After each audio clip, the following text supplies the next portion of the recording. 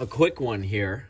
I just went to Sportco in Fife. I picked up more stuff to do to make my dropper setups. Whenever I put dropper, or you hear dropper, lead dropper, bumpers. The whole point of that is so you don't tangle when you're letting out your line with your dodger and your leader and your hoochie or your spinner.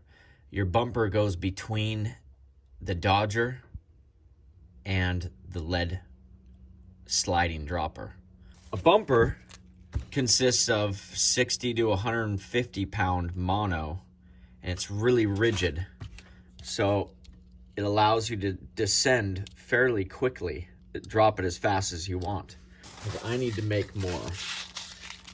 And what I do in the store is I always forget what size I need, so in the store, and this is 100-pound P-line. So in the store, I just grab this and make sure it's the right size, so it goes through the hole and then back in there. So I know that's the one. It's a really snug fit. I can almost barely get the second one in there. And we're gonna make a couple sockeye rigs. I just got back from sockeye fishing, and I'm going through all the footage now, putting them together. So that should be out in the next week or so. That was a lot of fun. Sockeye fishing is a lot of fun. I'm fairly new to it, so I'm still figuring it out, but we had some killer days. The fish are ranging from 13 to 16 inches, and then there's some bigger fish, like 4 to 6 pounds.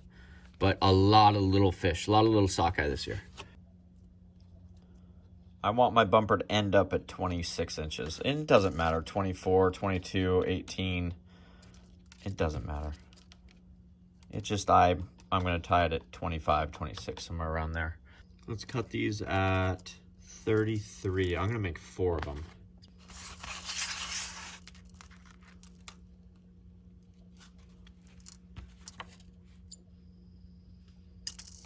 I always like bead chains on my bumper. And dual snaps.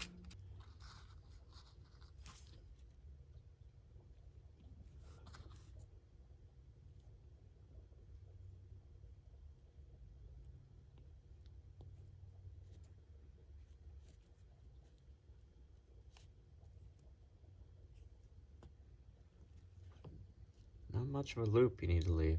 So they make crimpers, but I don't have any. So I use these. And I've never had one of these come apart on me.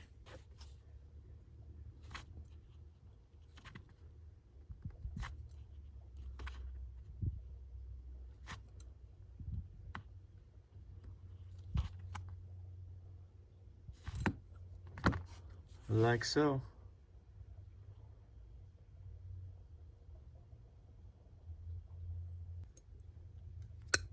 Measure out my 26 inches.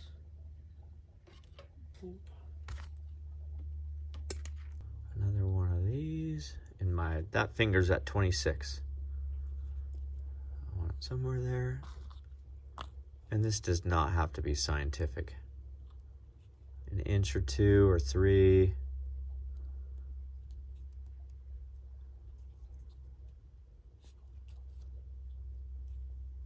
Just give it a, I'm not doing my full power on this, just kind of crimp,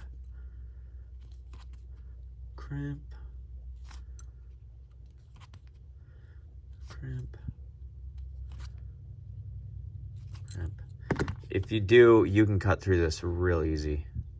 Then cut your tag end, put your dual snap on. So this side's hooking up to your, tied directly to your main line with your slider up here that hooks onto your, better yet, here we go. Here's your main line. Main line. This is going to be your slider, those plastic little sliders. And this is going to be a dual snap down to your weight. And then you're going to have your bead chain tied directly to there. Then a couple beads right there. 4 millimeter or 5 millimeter, whatever whatever works. And then this is your bumper. That's your bumper. To another bead chain with another dual snap. This is, say, 18 to 26 inches. And then this is going to hook to your Dodger.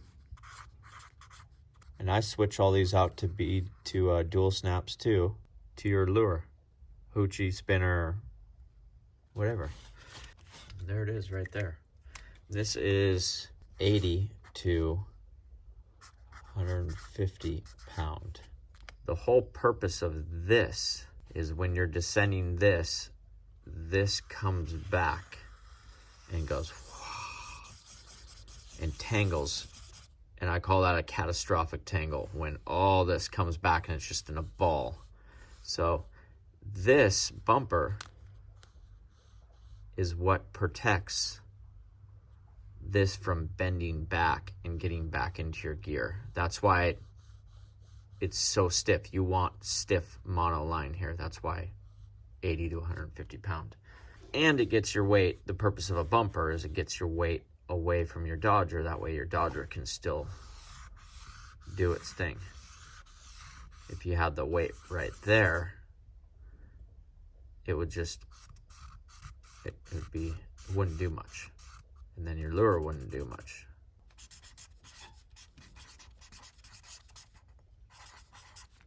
I fish with a lot of people that don't fish kokanee as much as I do. And so this makes it to where you just give them the rod and they can descend it, open that bail and boom, send it down to 35 feet, 40 feet without having to really be careful. Talking about droppers, I find my sweet spot with droppers is when the kokanee are about 20 feet or deeper to about 60, when they're really effective. More so that sweet spot if they're down there around 30 or 40, that's really where you can go straight down and get them on most lakes.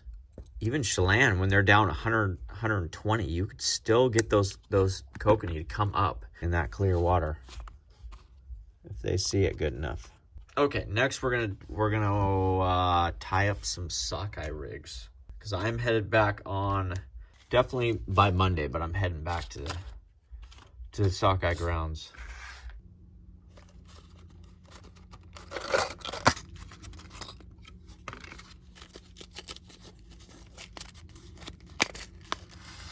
Normally I'm not a huge fan of trebles, but I just got back from sockeye fishing and I tied up one setup with a treble and that thing did not miss a fish.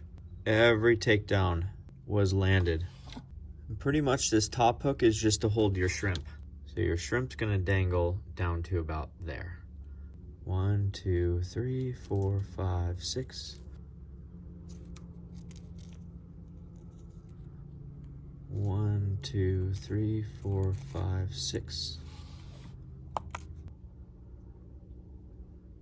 These are 5mm I'm pulling out. Just 3 of them. I don't know what size this is, but it's the small moneymaker. That's it. Yeah, at least right now, my short little experience with sockeye fishing is, it's like kokanee fishing. The big schools of sockeye were not really active. You weren't pulling a lot of numbers out of the big schools you were marking. You were just cruising around finding willing biters. Really screws with your head when you pass over a big school and you don't get bit. But all the fish we did get, almost all the fish we did get, were not through the schools. They were singles or doubles or triples, or sometimes not marking anything on the screen. Okay, let's do one more. I was gonna say if I had 17 or 20 pound line, I would probably use it, but I don't. I forgot to buy some. Let's give 25 a shot.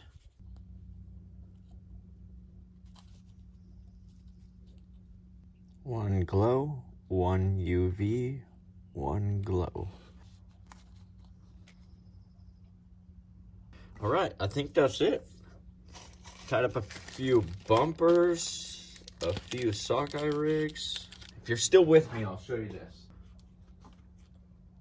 That's what I've been using for sockeye this year, and it's working good. Thank you for watching, and hopefully this helped you out. We will see you on the water very soon.